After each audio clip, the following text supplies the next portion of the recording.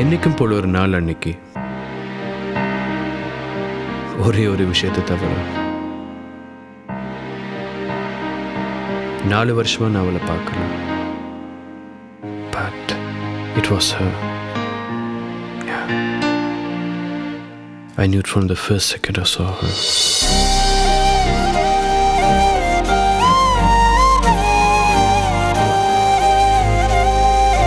எப்படி மறக்க முடியும்?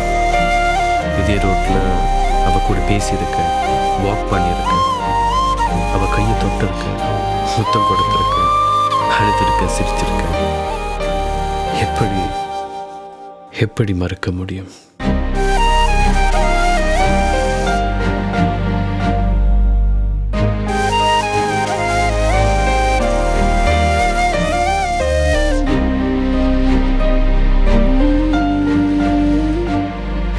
இப்போ மட்டும் இல்லை, அப்போவும் அவள் கூட பேசணும்னா ஒரு சின்ன தயக்கம் வந்துச்சு.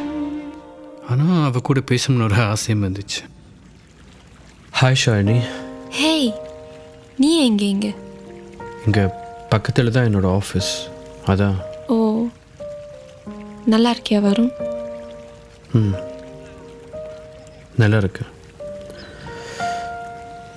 ஆக்சுவலி ஒன்று பார்த்துட்டு பார்க்காத மாதிரி போகலான்னு தான் நினச்சேன். பட் மனசு கேட்கல. மறுபடியும் எப்போ ஒன்று பார்ப்பேன்னு தெரியலை. அதான்.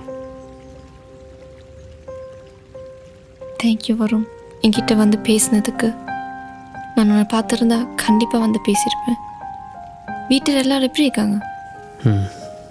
நல்லா இருக்காங்க. ஸ்டடீஸ் எல்லாம் முடிச்சு இப்போ ஒர்க் பண்ணுறல, இன்ஸ்டாகிராமில் பார்த்தேன். I am really happy for you.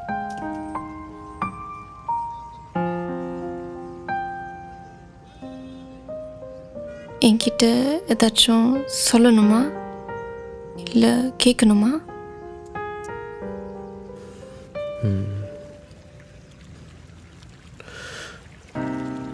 இன்னும் நாங்கள் பிரிஞ்ச ஒரு 4 வருஷம் இருக்குமா?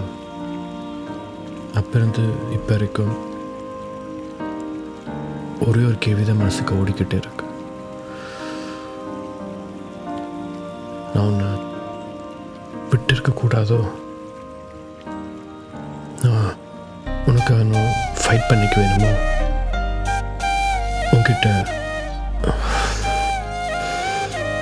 எல்லாம் சரியாயிடும் அப்படின்னு சொல்லியிருக்க வேணுமோன்னு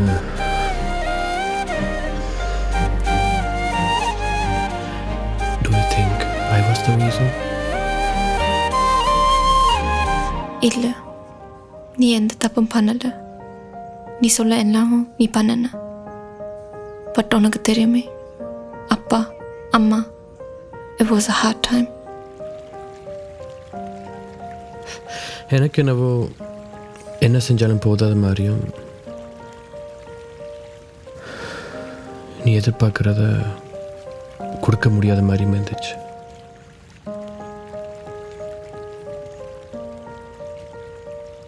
நீ என் வாழ்க்கையில் இருந்தபோது எல்லாமே போதும்னு இல்லை, எல்லாமே நிறைஞ்சு இருந்துச்சு. நான் தான் I wasn't ready for that kind of relationship. உனக்காக நான் அப்பா அம்மா கூட ஃபைட் பண்ணியிருக்க வேணும்.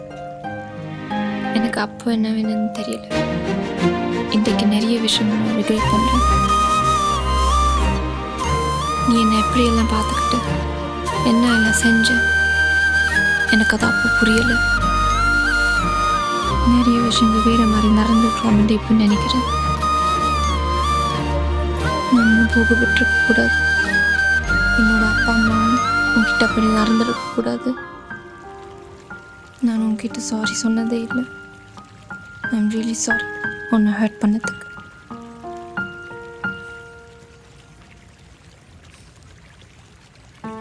கொஞ்ச நாள் ஆச்சு எல்லாத்தையும் கடந்து வர்றதுக்கு. எங்கே போனாலும் முன்னோடைய நினைவுகள். வாழ்க்கையில் ஏதோ ஒரு நாள், ஏதோ ஒரு நேரம் நீ இங்கே இருந்திருப்பேன்னு நினச்சேன்.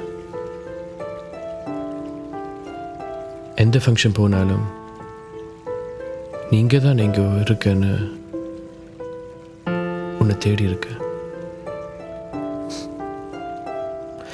அஜித் ஃபேனாக இருந்தாலும் ஒரு விஜய் படம் கூட விடாமல் தியேட்டரில் போய் பார்த்துருக்கேன் நீ வருவேன். ஆனால் நீ வரையல.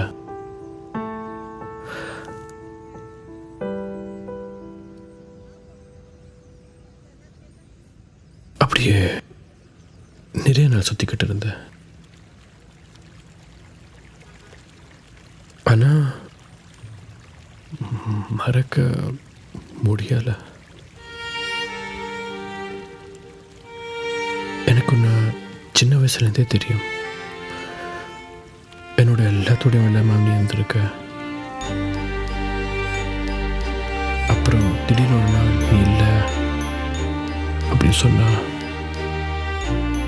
ஏற்றுக்க முடியல.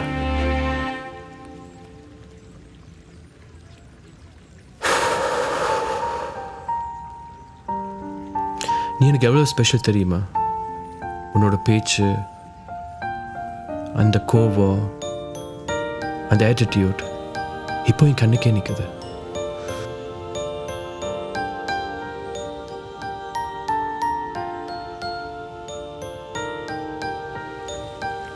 சொன்னேன்ல நீங்க இங்க இருப்பேன்னு நினைச்சேன்னு.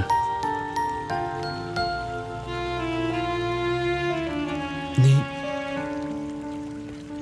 இங்க இருக்க.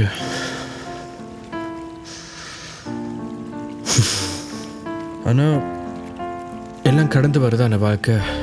நான் இதை கடந்துடுவேன். யூனோ, நாங்கள் பிரிஞ்சிருந்த இந்த வருஷத்தில் நிறைய மாறிடுச்சு. ஆனால் நீ மாறவே இல்லை. நீ என்ன கேட்டா எதுவுமே மாறல. பட் இப்போ இந்த வழி ஓகே இல்லை.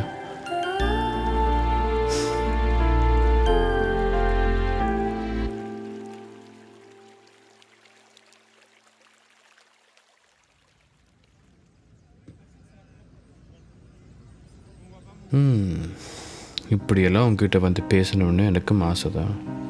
ஆனால் இதுதான் சினிமா இல்லை. என்னை தேடி அலை